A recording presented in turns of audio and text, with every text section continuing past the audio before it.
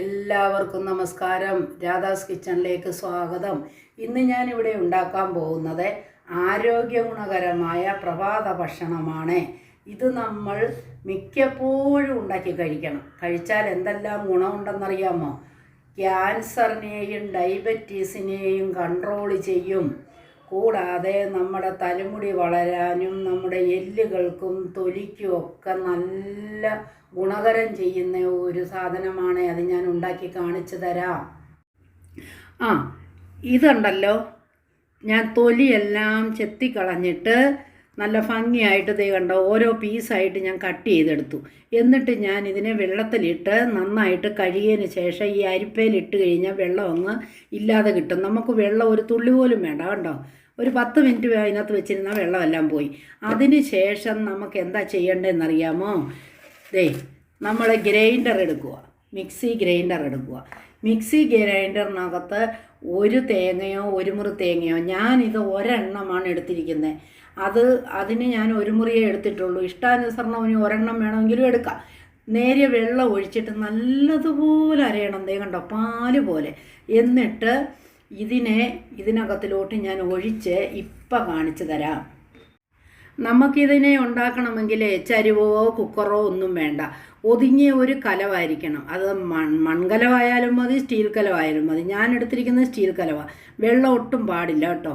നമ്മളിത് അതിനകത്തിലോട്ട് ഇതിനെ കൊട്ടിയിടുകയാണ്. കണ്ടോ, ഞാനിപ്പോൾ കാണിച്ചു തരാം. കൊട്ടിയിട്ടിട്ട് നമ്മൾ ഈ അരച്ച് വെച്ചിരിക്കുന്ന തേങ്ങ ഉണ്ടോ, ചിലരാണെങ്കിൽ അരഞ്ഞില്ലെങ്കിൽ ഇതിൻ്റെ പിഴിഞ്ഞെടുത്ത് തേങ്ങ കളഞ്ഞിട്ട് പാലൊഴിച്ചാൽ മതി. പക്ഷേ ഞാൻ നന്നായിട്ട് എടുത്തിട്ടുണ്ട്. അതുകൊണ്ട് ഞാൻ കംപ്ലീറ്റ് അങ്ങ് ഇടുക. ഞാൻ എടുത്ത് മാറ്റുന്നില്ല കേട്ടോ.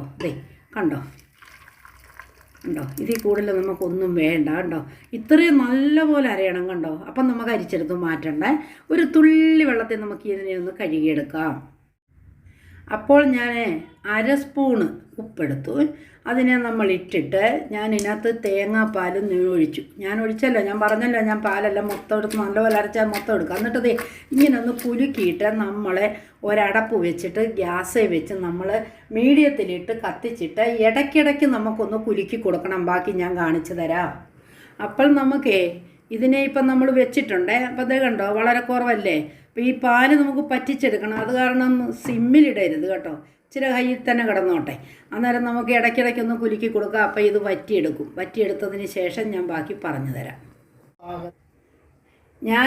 ഇന്നിവിടെ ഉണ്ടാക്കുന്നത് ഈ കടച്ചക്കയാണ്. കണ്ടോ, ഇതിൻ്റെ ഞെട്ട് കണ്ടോ, ഞെട്ട് കട്ട് ചെയ്യരുത്. ഞെട്ട് കട്ട് ചെയ്യാതെ ചതയാതിരിക്കുവാണെങ്കിൽ ഫ്രിഡ്ജിനകത്ത് ഫ്രൂട്ട്സ് വെക്കുന്നത് പോലെ ഇതിനെ വെച്ചാൽ കുറച്ച് ദിവസം ഇരിക്കും കേട്ടോ. അടപ്പി ഞാൻ എടുത്തിട്ട് നമുക്ക് ഇതിനെ ഒന്ന് കുലുക്കാൻ. കുറച്ചേ ഉള്ളെങ്കിൽ നമുക്കിങ്ങനെ കുലുക്കാം. കൂടുതലാണെങ്കിൽ നമ്മൾ തവി വെച്ച് ഇളക്കി പൊട്ടിക്കാതെ പെതുക്കെ ഒന്ന് മറിച്ച് കൊടുക്കാം. കണ്ടോ, അധികം ഹൈയിലിടണ്ട. ഹൈയിലിട്ടാൽ പെട്ടെന്ന് അങ്ങ് വറ്റിപ്പോവും. അതുകൊണ്ട് നമുക്ക് വേവുകയും ചെയ്യണമല്ലോ. അപ്പോൾ മീഡിയത്തിലിട്ടാൽ മതി കേട്ടോ. എന്നിട്ട് ഇത് ബാക്കി എടുത്തിട്ട് ഞാൻ കാണിച്ചു തരാം കേട്ടോ. അപ്പോൾ ഞാൻ ഉണ്ടാക്കി കഴിഞ്ഞു. കണ്ടോ, ഇത് നല്ലതുപോലെ റെഡിയായി. എന്താണെന്ന് വെച്ചാൽ ഇതിനിപ്പം നമ്മൾ കൂടുതൽ ഇതുണ്ട്. വെള്ളം അങ്ങ് പെട്ടെന്ന് വലിച്ചെടുക്കും. ഇത് വെള്ളം നമ്മൾ തൊട്ടിട്ടേ ഇല്ല, തേങ്ങാപ്പാലിനെ വലിച്ചെടുക്കും. അതുകൊണ്ടാണ് ഞാൻ പറഞ്ഞത് നമ്മൾ മീഡിയത്തിലെ ഇട്ടങ്ങ് ആക്കിയാൽ മതി. ഹൈ വേണ്ട, പെട്ടെന്ന് വലിഞ്ഞു പോകും. അഥവാ നമുക്ക് കുറവാണ്, ഒരു പീസ് ഇങ്ങനെ എടുത്തിട്ട് ഞാൻ ഇങ്ങനെ നോക്കിയപ്പോൾ ഇങ്ങനെ പൊട്ടിക്കുമ്പം പെട്ടെന്ന് പൊട്ടി വരും. കണ്ടോ, ഇങ്ങനെ ആവണം.